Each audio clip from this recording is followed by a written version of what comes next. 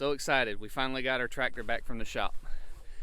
As some of you know, when we were baling our hayfield this past September, we got about 20 bales into baling, and the tractor all of a sudden started blowing a ton of smoke out the exhaust and knocking real loud.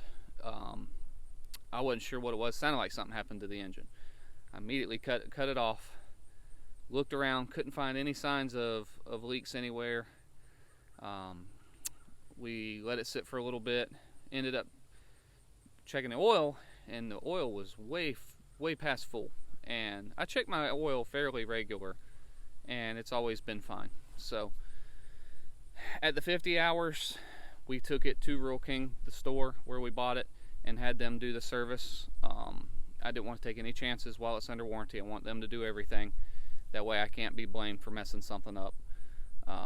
So we took it in, they did all the service on it and everything, and I've checked the oil in the water and everything regularly, and everything's been fine. We don't have any leaks or anything. So this was kind of a surprise. It's only got 247 hours on the machine, so it's still very new, and just kind of came out of the blue. I was running about 2200 RPMs if I remember right. Wasn't running real high, and yeah, it was kind of strange, kind of disheartening too, you know, on a new machine. So Rural King actually came and picked it up and took it to their shop. They told us it was about a 3-week wait until they could get to it, which was what it was. We couldn't do anything with it ourselves. So they were actually generous enough.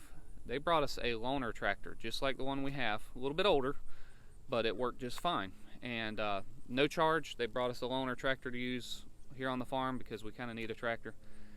And so we were able to use that with mowing and moving hay and that sort of thing, which was a huge blessing. And it was about 3.5 weeks, I guess. We finally just got it back this week. So I'm very excited to have it back because the other tractor was a little older and some of the stuff was a little bit different, and I really like my tractor. But it's a little disappointing because they couldn't find anything wrong with it. They went through, I think they were going to do compression tests and all that sort of thing, and they checked it out and they said there's nothing wrong with it. So I don't know where all the extra oil came from. Like I say, when we checked it, it was very runny, almost like it had diesel fuel mixed in, which led me to believe it was an injector problem. But maybe an injector stuck. I really don't know how all that stuff works. I'm not a mechanic. It's just confusing. So that part's a little disappointing whenever you have a problem and there's no problem found. So I guess we're gonna have to just wait until it makes itself a little more evident. Unfortunately, hopefully it's not gonna be right in the middle of another hay cutting season. But so we ended up getting charged $100, which was also disappointing. There was going to be 170 originally, but they ended up knocking off the 70 and just making it at even 100, which we appreciated. When asked about the service, we produced the receipts that we had from where we got it serviced, and you can actually do the services yourself. You just have to save all of your receipts from where you purchased your oil and your filters and everything you did the maintenance with, so that way you have proof that you actually did it. So we're coming up on our next service at 300 hours. I'm not sure. I think I'm probably going to do that myself. The reason being is when the mechanic actually asked us where we had our service done and we told him at the store, he's like, that explains a lot.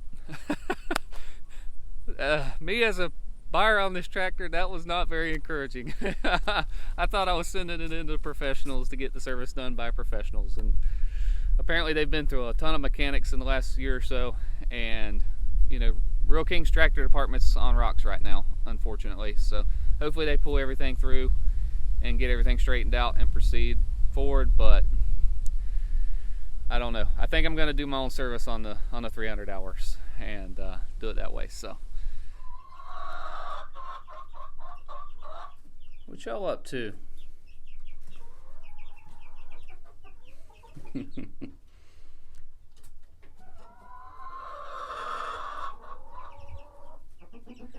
So the question may come in, should I buy a Rural King tractor? I'm definitely not dissing on them. For the tractor that you get, for the price that you get, I still think it's a good deal. This same tractor, if you were to buy another brand, you're going to be paying a significant amount more of money for the same tractor. Now, I would not recommend necessarily buying a Mahindra. TYM makes Mahindra, they make TYM, and they make Real King tractors. So the difference with a Real King tractor is they actually use Yanmar engines, which is a very good engine, whereas Mahindra uses their own brand of engine. And I've not heard tons of good about Mahindra tractors, just in the research that I've done over the years. My dad's mechanic speaks very highly of Real King tractors. He says there's really not very many problems that happen. So I'm thinking what we had happen, whatever it is a fluke thing. That was encouraging to me, because I was starting to question, well, maybe I should get rid of this tractor and find a different brand. But I'm content with what we've got. The air conditioned cab is priceless, especially here in Florida. It gets very hot in the summertime. Days that it's 100+ degrees, you run the air on full blast, it's not gonna run you out of the cab or nothing. It's not frigid temperatures inside, but it keeps it down to about 80 probably in the cab. So that's nice. It beats sitting out in the sun, having all the hay dust blowing all over you. My allergies couldn't take much more of that. So definitely would still recommend Real King tractors. I wish I would have went with a 55 horse instead of a 37, but we went with what we could afford at the time.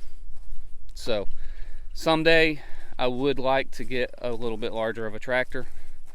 And I mean, like I say, if you've got a couple acres, it's sufficient. Where we're at, we've got 11 acres, which is still a very small farm compared to a lot of people. It does what we need to do, but I would like to have a little bit bigger, just because we max it out at what we do. So, and I don't like to max out tractors, you know. I like to treat them good, like we keep ours in the barn, make sure the maintenance is done, check the fluids regularly, you know. So it's important to take care of whatever machinery you have, but I would definitely still recommend their tractors. And they communicate well. The service department, they're frank with you. I even found out that once the warranty is up, I can actually remove the regeneration system that's in there. So one thing they told me that I didn't know is you have to run these tractors at a pretty high RPM. They love the higher RPMs, which I had not heard that, and it was kind of shocking to me. If you don't, a lot of times the regeneration that kicks in automatically won't kick in, and it'll end up stopping up, and the light will come on and the tractor will quit working. Some people don't know what's going on. They call them out. They actually have to charge you like $150 or $175 to come out and do diagnostics with a laptop to find out it was the regeneration system. You could run manually, or just from not running the engine up high enough to burn all that junk.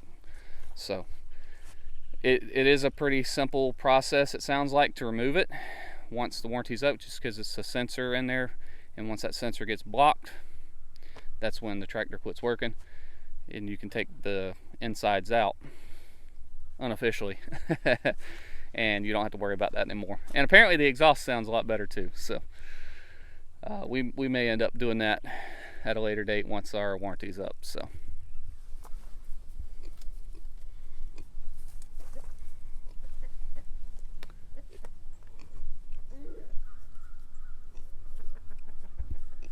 but all in all, we're happy to have our tractor back. So we will be doing a cool video coming up pretty soon with these bulk containers behind us.